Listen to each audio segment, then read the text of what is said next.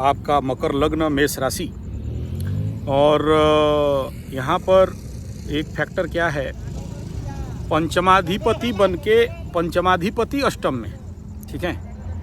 तो जब भी पंचम अष्टम का रिलेशन होता है तो पितृदोष लगता है, ठीक है।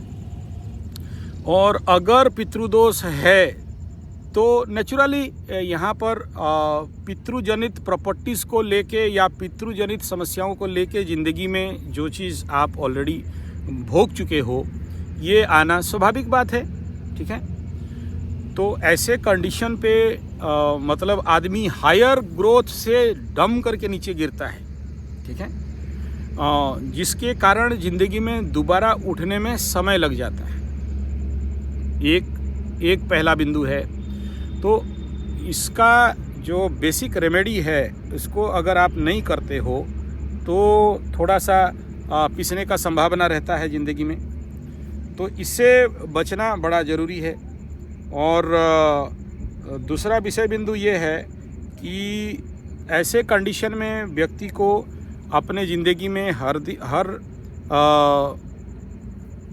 एक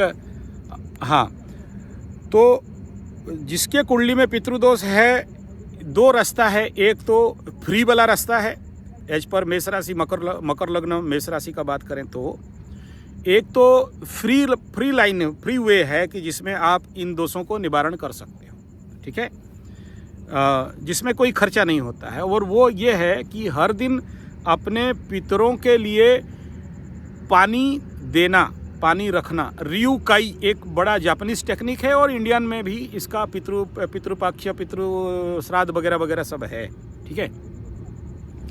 तो यहाँ पर मैं आपको ये कहना चाहूँगा कि पहला तो फ्री रेमेडी आपका ज़िंदगी में जब तक जिंदा हो तब तक करना पड़ेगा, ठीक है।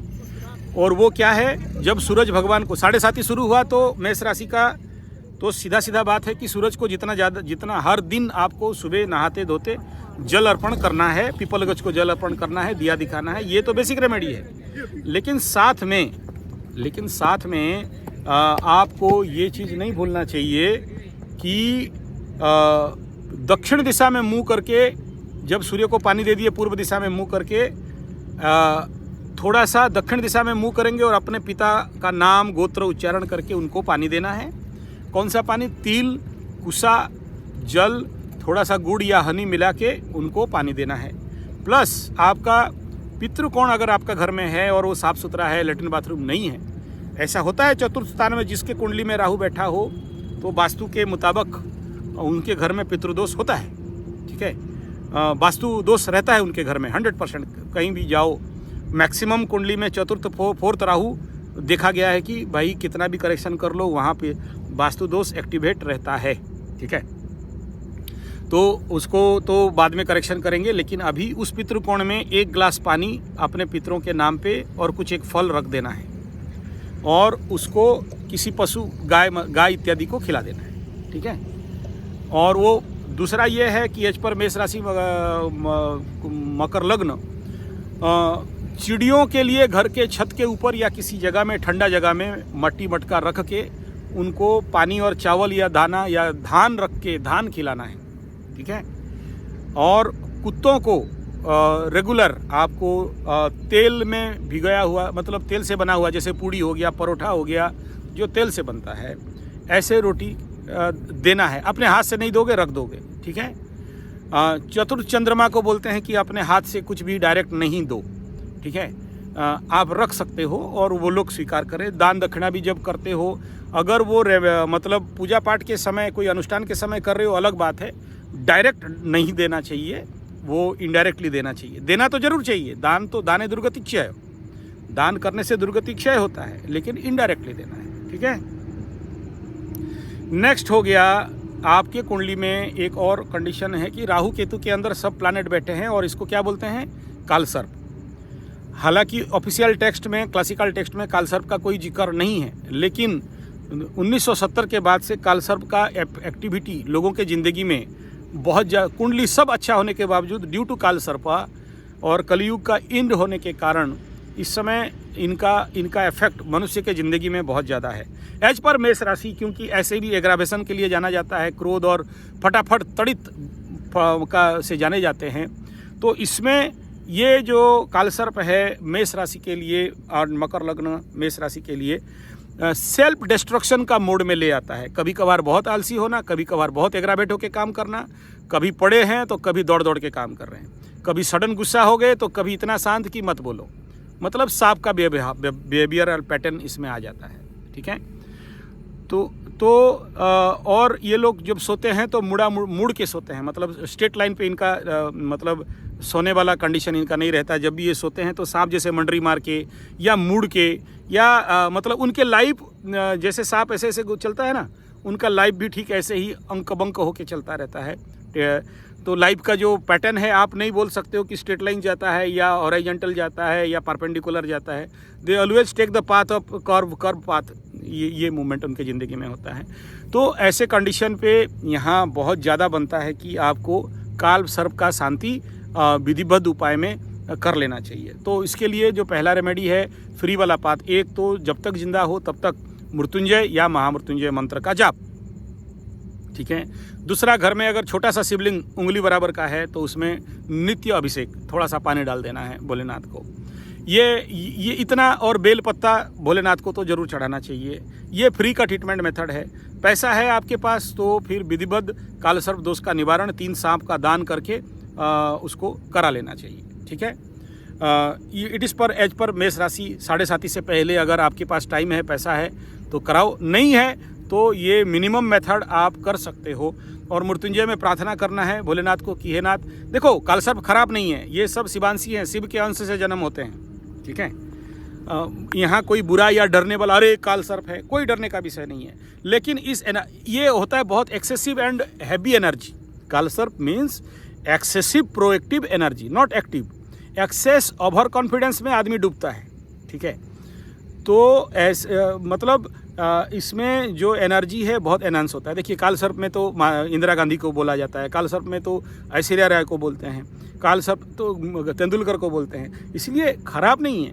बट ये एज पर योर कुंडली, if you know how to handle this super energy in your life, then समझ लो कि आपके लिए तो प्रोग्रेस ग्रोथ लिखा है, और नहीं है तो फिर ज़िंदगी एंड हो जाता है। ठीक है। और एक वीडियो देखना, how the snake kill it self, how snake eat it self, सांप कैसे अपने पूंछ के तरफ से अपने को खा जाता है। ठीक है।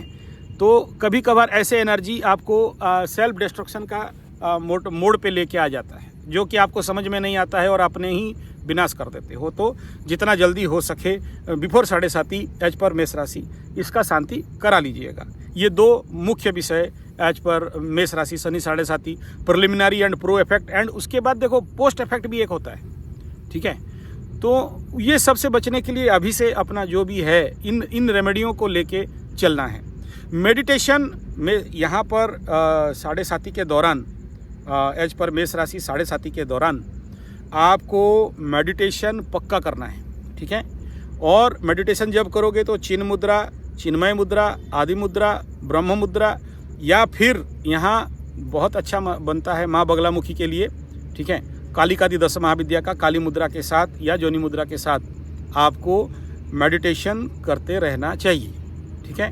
तो क्या होगा, इस समय में जो बेवकूफ़ी है उस बेवकूफ़ी से बचोगे। दूसरा, ज्ञान मुद्रा में भी कर सकते हो, तो वो भी बहुत अच्छा रेमेडी देता है। Meditation is the only best remedy for मेष राशि शनि 7:30। क्यों? क्योंकि ये लोग थोड़ा सा ज़्यादा दूसरे से एक्टिव रहता है या प्रोएक्टिव रहता है। ठीक है। तो ये था कुछ बेसिक आपके कुंडली के अनुसार जो दोष हैं इनको शांति करने के लिए। ठीक है। दूसरा ये है जो सपना वगैरह कह रहे हो, इस समय बुरे सपने 7:30 के दौरान आना स्वाभाविक है। बेडरूम में राहु बैठेगा, बेडरूम में शनि बैठेगा तो बुरा सपना नहीं देगा तो कौन देगा। ठीक है। तो बुरे सपने आना स्वाभाविक बात है, इस सपने को डरना नहीं है। जब भी हुआ तो भीमाशंकर भोलेनाथ का नाम लेना है बुरा सपनों का रिजल्ट के लिए। और जिस दिन भी देखे उस दिन जरूर जाके शिव लिंग में या शिव मंदिर में आपके नाम पे कुछ नहीं 5 रुपये का जलाभिषेक, थोड़ा सा पानी डाल देना है और पीपल गछ में पानी डाल के पीपल का परिक्रमा कर लेना है। तो इसका जो भी बुरा प्रभाव है आपके ऊपर से घट जाएगा। ठीक है। हाँ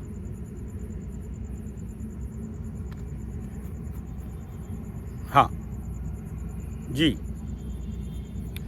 नहीं, कैरियर देखिए सीधा सा यहाँ बहुत ज़्यादा समझने वाला विषय नहीं है। कैरियर के हाउस में अगर केतु बैठा है, 10th हाउस में केतु बैठा है, एगेंस्ट एनर्जी होके बैठा है, मित्र गृही होके तो नहीं बैठा है, और साथ में शुक्र भी बैठा है, तो शुक्र बैठने के कारण तो चिंता का कोई विषय नहीं है। 1000 बार कैरियर चला जाए तो भी आ जाएगा। केत छुड़ाए खेत, सीधा ज्योतिषीय सूत्र यही है। मेष राशि का 10वें स्थान में केतु बैठा है, तो केत छुड़ाए खेत एक जगह में बैठने देगा नहीं, एक दूसरा जगह ट्रांसफ़र करवाएगा, करवाता है। आज तक एक भी कुंडली में नहीं देखा जहाँ पर कि ये बोले कि केतु दशम में है और आदमी का कैरियर एकदम सेटल डाउन है। हाँ, अगर गुरु का दृष्टि है तो हो जाएगा, लेकिन गुरु का दृष्टि नहीं है और केतु अकेले बैठा है, राहु के दृष्टि में है और पाप ग्रहों का दृष्टि में है, तो एक जगह में बैठने नहीं देगा, ट्रांसफ़र करवाएगा। कभी sudden promotion, sudden demotion, sudden transfer.